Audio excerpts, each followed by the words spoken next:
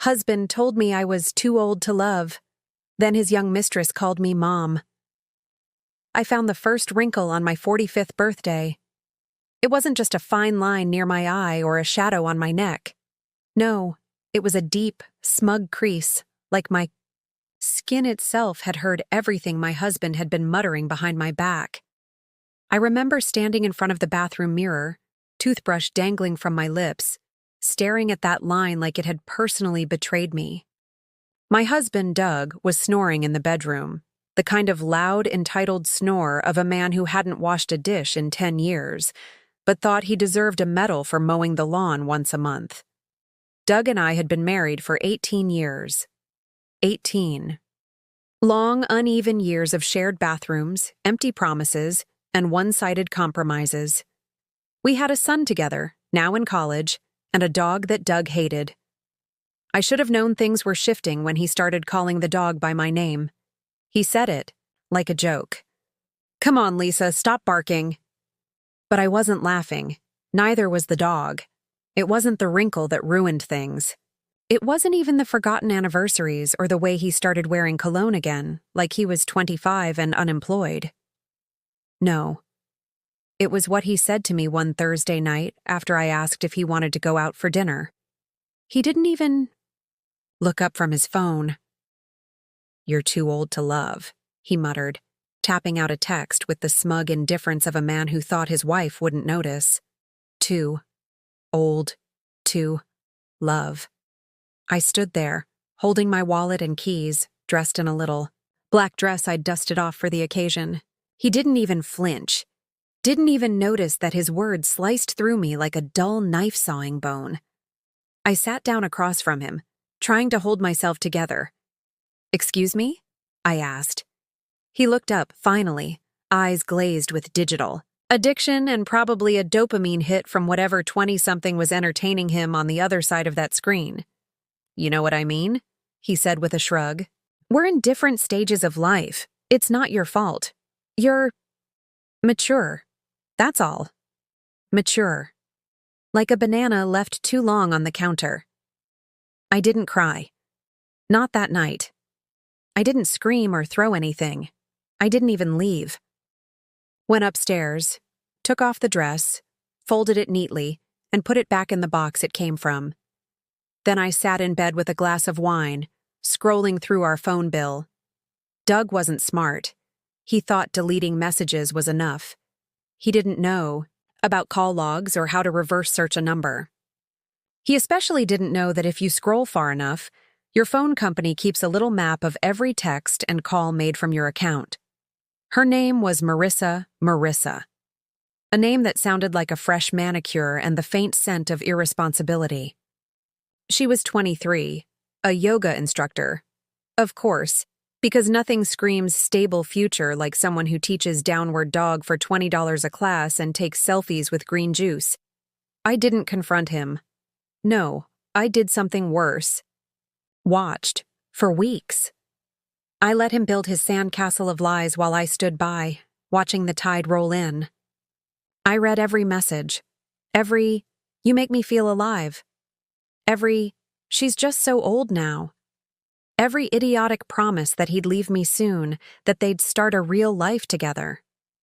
As if 18 years, a mortgage, and a child were some kind of demo version of love.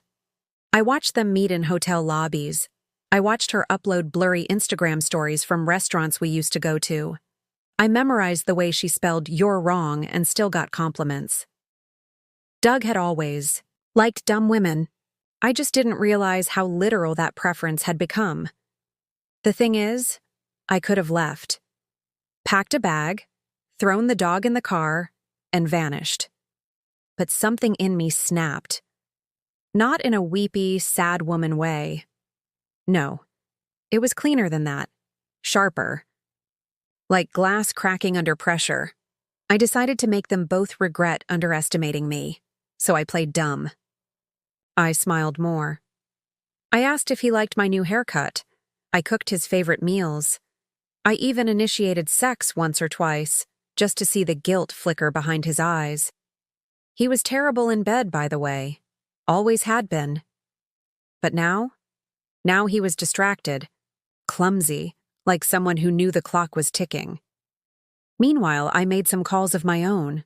A lawyer, a real estate agent, an old college friend who worked in digital forensics.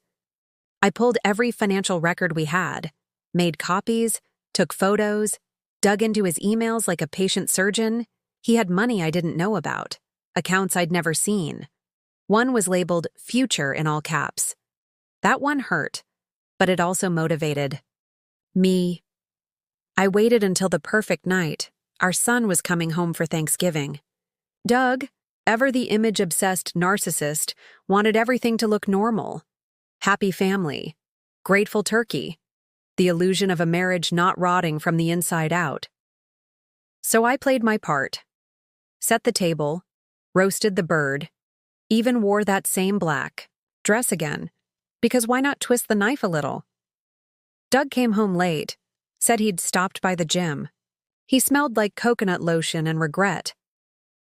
After dinner, he sat in the living room with our son while I brought out dessert. Pumpkin pie. His favorite. I handed him a plate, looked him dead in the eye. "Do you love her?" I asked. He choked a little, glanced at our son, then back at me. "Lisa, this really isn't. Do you love her?" He set the pie down. "I think so," he said quietly. I nodded. Then I smiled, and that's when the phone rang. He glanced at the screen. Panicked, tried to silence it. But it was too late. Our son had already seen the name. Marissa. He stared at Doug like he'd never seen him before. "You're cheating on Mom?" Doug sputtered, fumbled, tried to make excuses. I just stood there, arms crossed, watching the house of cards fall. Finally. But that wasn't even the best part. That came later. Much later, when I met her. Yes, I met Marissa. And the moment she opened her mouth, she said something that would haunt Doug for the rest of his life. She looked at me, wide-eyed and nervous, and said, "Oh my God, you look just like my mom." I didn't laugh out loud, but I smiled. Because now it was my turn. When Marissa said I looked like her mom, I almost dropped the glass of wine I was holding. Not because it was a compliment, no, because it was a trap. I smiled, a slow, careful smile, like a cat pretending to be friendly while plotting your demise. "Oh?" I said, raising an eyebrow. "Well, that's interesting." She looked uncomfortable, like she wasn't sure whether to laugh or run. The moment was thick with tension, the kind you get when you realize you're standing at the edge of a cliff and someone just shoved you. I invited her to sit. Marissa, with her bright yoga pants and Instagram-perfect hair, sat awkwardly on the edge of my sofa, like a kid caught stealing candy and trying not to cry. "So," I said, swirling my wine, "tell me about your mom." She hesitated, then launched into a story about a woman who was always busy, never had time, too caught up in her career to notice her daughter's life. A woman who apparently had no idea what was going on under her own roof. I listened carefully. Every word was a brick in a wall I was building, not to protect myself, but to trap Doug. Marissa kept looking at me, eyes darting between polite and terrified. She had no idea what she was walking into. Later, I found out why. She was scared because she had no idea who I really was. You see, Marissa didn't know much about my life. She only knew the versions Doug fed her, versions full of half-truths and polished lies.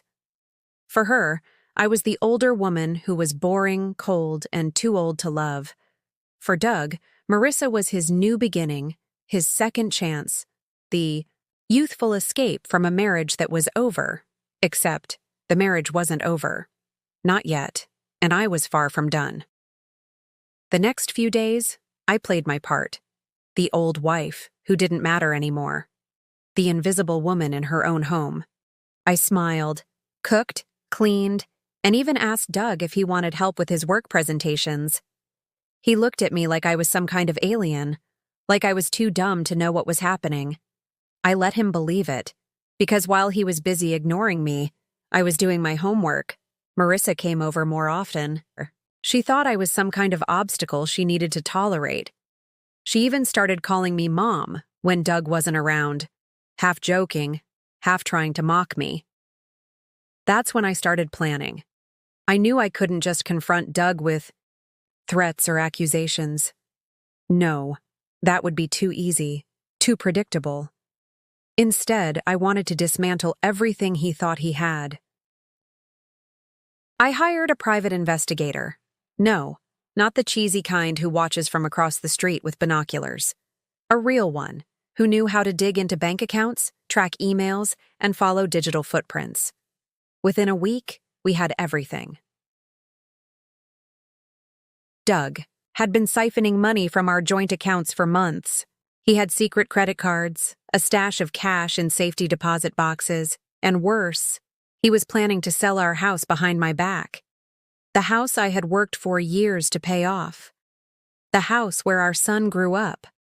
I sat on that information like a bomb waiting to explode. Meanwhile, I started a quiet war. I became friends with Marissa. Not the Instagram yoga instructor, but the scared, lonely girl who didn't know she was a mistress.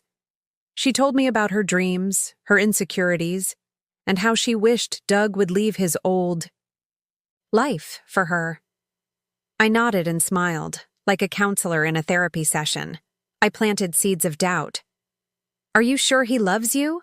Or are you just his distraction? She blinked, unsure. I added, sometimes people get tired of their real life and want to feel young again, but they don't always leave the past behind. Marissa started texting me when Doug was out. She asked questions I never answered directly but always made her think. Who was I? Why did I care? I told her I was just someone who had been hurt before. Some nights I would pretend to be a friend, and others, the voice of reason telling her to wake up. All the while, Doug was falling deeper into his fantasy. One night, I caught him texting Marissa about how close we were, and how she was the last thing standing between him and freedom. I saved those messages. I started recording conversations, not with a hidden app or a spy gadget, but with my own voice recorder, casually left on the kitchen counter. He talked to Marissa like she was a trophy, not a person. That's when I knew it was time for the next step. The Thanksgiving dinner had been a disaster, but it was nothing compared to what I was planning for Christmas. I called Marissa one evening, my voice warm and fake sweet. Do you want to come over for Christmas dinner? Just the three of us? There was silence. Then, are you serious? Yes. I want to meet the girl who's stealing my husband. She laughed nervously. Okay. Sure. I hung up and smiled. Doug didn't suspect a thing. He thought I was still the naive, desperate wife who would never fight back. Christmas came, and so did Marissa. I dressed up for the occasion, not in black this time, but something bright, elegant, something that said I was the woman he had lost and underestimated. Marissa arrived early, nervous but trying to look confident. Doug was almost drunk, already boasting about his new relationship and how he was finally free. I watched him with cold eyes. Dinner started like a reality show. Marissa kept looking at me, calling me Mom, quietly under her breath. It was like a curse, a reminder of everything Doug thought he could erase. After dessert, I stood up and announced, I have a surprise. Doug and Marissa looked confused. I called the lawyer. She arrived with a folder full of documents, the hidden accounts, the money transfers, the plan to sell the house. Doug's face went pale. Our son looked betrayed. Marissa started crying. I smiled, because in that moment, I wasn't the woman who was too old to love. I was the woman who was about to take everything back. The room was thick with tension, thick enough to slice with a knife. The lawyer's folder lay open on the dining table, heavy with truths Doug thought he'd buried. Doug's eyes darted between the documents and me, disbelief and panic battling in his expression. Marissa sat clutching her purse like it was a life raft, her glossy Instagram smile gone, replaced by raw, scared confusion. You planned all this? Doug finally stammered, voice cracking like a teenager's in puberty. How did you even find out? I smiled. Not the fake, polite smile anymore, but the kind that said, I see you. I've been watching all along. Let's just say I know a few people, I said, tilting my head. Private investigators, bank auditors, a little patience, and a hell of a lot of time being called too old to love. Marissa's wide eyes locked on mine. You're not the woman he told me about? No, I said softly. I'm better. Doug's jaw clenched.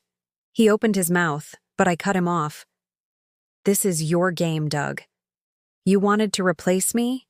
Start fresh with someone younger? Prettier? Someone who calls me mom as a joke, but secretly wishes she had half my backbone. Marissa's lips trembled. I didn't know. He said that he loved you? Of course he did. As much as a man can love a distraction, I said. Doug tried to speak again, but the lawyer held up a hand. Mr. Thompson, these documents show unauthorized transfers from your joint accounts to your secret ones, totaling over $50,000 in the last 6 months. They also include the plan to sell the marital home without Mrs. Thompson's consent, which is illegal. Doug's face drained of color. You're finished, I whispered. And so is your little fantasy. The silence that followed was deafening. Marissa suddenly burst into tears. What do I do now? I thought he was my future. I walked over and sat beside her, surprising even myself. First, I said gently, you stop calling me Mom. That stops now. Her sobs quieted. I'm sorry. I didn't mean it like that. I know, I said, and neither did he mean for this to happen. But here we are. I stood up and faced Doug again. You're going to fix this. Pay back every cent. Stop. The sale of the house and get therapy. For yourself and your relationship. Doug looked like he was about to protest, but the weight of the room crushed him into silence. Then I surprised everyone by turning to Marissa. You're not a victim. Here. But you are part of the story. If you want out, I'll help you. She looked at me, confusion giving way to gratitude. Doug's lips trembled, but no words came. That night after they left, I locked the doors and poured a strong drink. For the first time in months, I felt like I had won, but this was just the beginning. Doug tried to charm his way out. Texts, calls, desperate promises. I ignored them all. Marissa moved out within a week. She sent a message thanking me for being honest and helping her see the truth. Our son, bless him, never said much. Just looked at me with those steady eyes that said, you're the real hero here. The house? Safe. The money? Restored? The future? Mine to decide. I started going out again, dressing for myself, laughing without shame. The woman Doug called Too Old to Love was back, stronger, wiser, and unbreakable. 6 months later, I received a letter in the mail.